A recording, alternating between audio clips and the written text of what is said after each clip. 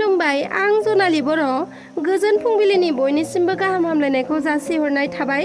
आसा खालामो नोंथांमोनाबो मोजाङैनो दङ। दिनै 2023 मायथाइनि 8 अक्ट'बर। नोंथांमोननि थाखाय आं गोदान खौरां लानानै फैदों। अन्नानै नोंथांमोना भिडिअखौ जोबजासे नायलांदो। गले गले जिनाहारि खालामनाय जाथाया सोराङाव फैदों। सुबुं समाजनि थाखाय लाजिनांथाव आरो दुखुनांथाव जाथाय। सासे बिफा बैसोनि गार' सुबुङा सासे बर' हिनजावसा 12 बोसोर बैसोनि गथ'खौ सानफ्रामबो हाग्रायाव लांनानै जिनाहारि खालामबोबाय थानायनि अजद हिनजावसानि नखरनिफ्राय सनितपुर जिल्लानि सारिदुवारनि सिङाव थानाय 9 मिलनपुरनि थागिबि लांसुनिया गुलु बाहादुर मारा मुंनि सासे गार' सुबुङा खाथिनिनो 12 बोसोर बैसोनि सासे रोमै दैमारि मुंनि उन्दै हिनजावसाखौ रां होना बुरखायना गोबाव समनिफ्रायनो हाग्रायाव लाङै लाङै जिनाहारि खालामबोदोंमोन। फोरमायनाय बायदिब्ला हिनजावसानि बिमाया मैया बेलासिनि 3 बाजिसो समाव गथ'खौ जिनाहारि खालामनाय समावनो मोगा-मोगि दुथां गुलु बाहादुर माराखौ हमनो हायो आरो हमनानै लाबोना रायजोनो गथायफैयो। दुथां गार' सुबुंखौ रायजोआ खानानै बुनायबो जादों होनना फोरमायथिदों। गथ'आ फोरमायनाय बादिब्ला 10 सान जाबायमोन दुथाङा गथ'खौ हाग्रायाव लांनानै जिनाहारि खालामनाया आरो रावनोबो खोन्थानाङा होनना फैसा 500, 200, 100 होना बुरखायदोंमोन गथ'खौ। रां होनानै बुरखायनायनि थाखाय रावनोबो खिन्थायाखैमोन गथ'आ। नाथाय मैयानि सानाव जाथाय जानाय जायगायाव बिमायानो दायनिगिरिखौ हमनो हाबाय। दायो गथ'नि लाइफखौ बरबाद खालामनायनि थाखाय बिनि फिथाइखौ मोननांगौनि दाबिजों लोगोसे जिनाहारि खालामग्रा दायनिगिरिखौ फासि होनांगौनि गोख्रों दाबि दैखांदों हिनजावसानि नखरनि सुबुंजों लोगोसे गामिनि रायजो राजाफ्रा। एसआइ जन्मनि राभानि सोमोनांथावै जिउ गोमानाय जाथायनि सायाव सिबिआइनि नायबिजिरनाया सोलिगासिनो दङ आरो सिबिआइनि बे नायबिजिरनाया जोबथा खोलोबाव सफैबाय। बिनि गेजेरावनो मैया सिबिआइआ नगावनि आगुनि एसबि लीना दलेखौ जेरा खालामदों। सिबिआइआ समनजारि खालामना एसबि लीना दलेखौ मैया नगावआव लिंहरनानै सोंनाय फिननाय खालामदों। मिथिना मोननाय बादिब्ला सिबिआइनि समनजारि खालामनाय बादियै लीना दलेया मैया नगाव गेस्ट हाउसआव नुजाथियो। बेनि उनाव नगाव सार्किट गेस्ट हाउसआव थांनानै सिबिआइनि जेरा खालामनायाव मोगा-मोगि जाहैयो। बबेखानि सिबिआइआ पुलिस बिफाननि गोबां अफिसारफोरखौबो जेरा खालामनो हागौ। बिनि सिगां सुक्रुबार खालि जन्मनि राभानि केसखौ लानानै सिबिआइआ रुना नियगखौ जेरा खालामदोंमोन। नाथाय जन्मनि राभाया बुथारजानाय जाथाय होनना सिबिआइआ दासिमबो रोखा फोरमान होनो हायाखै। थार खोथाखौ मिथिनो थाखाय एसबि लीना दलेखौ सिबिआइआ जेरा खालामना सोंनाय फिननायखौ लानाया सोलिगासिनो दं। जाख्ल'नाय गैयै बिटिआर सरकारनि समावबो सरकारनि न' मोननायाव मैगं आबाद मावना जानायखौ नुनो मोन्दों। सरकारनिफ्राय मोननाय PMAYG न'खौ गोलाव सम बारलांब्लाबो लुफुंना होयैयाव खायसे सुबुंफ्रा मैगं आबाद मावना जादों। चिरां जिल्लानि सिडली ब्लकनि सिङाव थानाय थाइखाजरा PCDCआव सम बारलांब्लाबो PMAYG सरकारनि मोननाय न'खौ लुफुंना होयैखौ रायजो राजाफ्रा खुद्रिखांदों आरो दुखु मोननाय फोरमायदों। बिथांमोना फोरमायनाय बादिब्ला न'नि हाबनाय रांखौ PCDCनि चेयारमेना लांजोबदोंमोनब्लाबो नाथाय न'खौ लुफुंना होआखै। न' लुनाया 1 बोसोर बारलांबाय नाथाय दासिमबो फुरा जायाखै। न' लुनाया गोबाव सम जानायनि थाखाय खायफाना हाग्रा दुलांबाय आरो खायफाया मैगं आबाद मावना जादों। बिथांमोना दिनै बानायगोन गाबोन बानायगोन होननानै 1 बोसोर बारलांनायनि अजद दैखांदों PCDC चेयारमेननि सायाव आरो न'खौ बानायना होफिननो थाखाय खौरांनि गेजेरजों खावलायहरदों ओनसोलनि रायजो राजाफ्रा। सिक्किमाव गोमानानै दङ आसामनि गंसे नखर। सिक्किमाव जोमै बेफ्रुनानै तेस्ता दैमानि बान्दोआ बायफ्लंनायाव सोमजिनाय दैबानानि उननिफ्रायनो गोमानानै दङ आसामनि गंसे नखरा।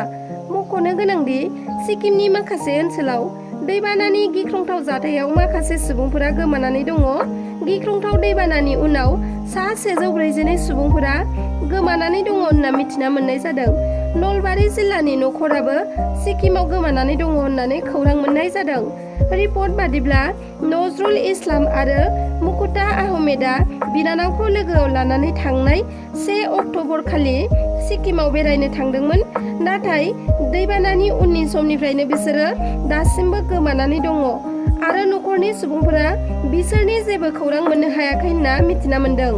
BPFनि दैदेनगिरि हाग्रामा महिलारि बिथाङा साननैसो सिगां समाव सोर चन्दन ब्रह्म? चन्दन ब्रह्मखौ आं सिनाया। जुदि चन्दन ब्रह्मआ BPF हान्जानि जाना खामानि मावफिननो सानदोंब्ला BPF दोलोआव गोदानैसो जयेन जाफिननांगोन होननानै बुंदोंमोन हाग्रामा महिलारि बिथाङा। 17 बोसोर गावजोंनो खाथिसिन सोमोन्दोआव थाफानानै BPF राजनेतिक हान्जानि खामानि मावबोनाय चन्दन ब्रह्मखौ सिनाया होनना बुंनायनि उनाव बिटिआरनि गाहाय मावफुं सोद्रोमा प्रमद बर'आ हाग्रामा महिलारिनि सायाव गोख्रों रावजों बुंथिनायखौ नुनो मोन्दों। बिथाङा बुङोदि हाग्रामा महिलारिनि 17 बोसोर सरकार सालायनाय समाव चन्दन ब्रह्मआ थाफाना गोबां खामानि मावबोदोंमोन। नाथाय दिनैनि समाव चन्दन ब्रह्मखौ जुदि हाग्रामा महिलारिया सिनायाब्ला रायजो राजाखौ माबोरै सिनायगोन? आरो रायजो राजानि थाखाय हाग्रामा महिलारि बिथाङा मा मावगोन होनना बुंथियो प्रमद बर' बिथाङा। गोहो गोमानायनि उनाव हाग्रामा महिलारिया बेबादि केमेरायाव ओंथि गैयै रावखौ बुंबाय थायोब्ला इयुनाव रावबो लाइमोनानो राजनीतिक खालामनो थाखाय ओंखारनाय नङा। आरो जाय समाव हाग्रामा महिलारि बिथाङा 17 बोसोर सरकार खुंदोंमोन बे समाव गोबां हिंसायारि जाथाय जालांदोंमोन होनना बुंथिदों प्रमद बर' बिथाङा।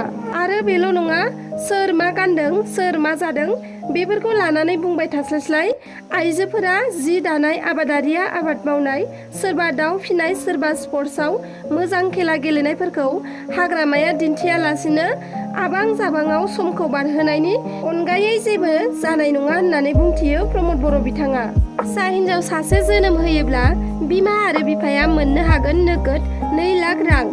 इन्दिरा गान्धी बालिका सुरक्षा योजना बिथांखिनि गेजेरजों सासेल' फिसाजो जोनोम होयोब्ला सिगांनि समाव 35,000 रां होनाय जायोमोन, नाथाय दा 2 लाख रां होनाय जासिगोन।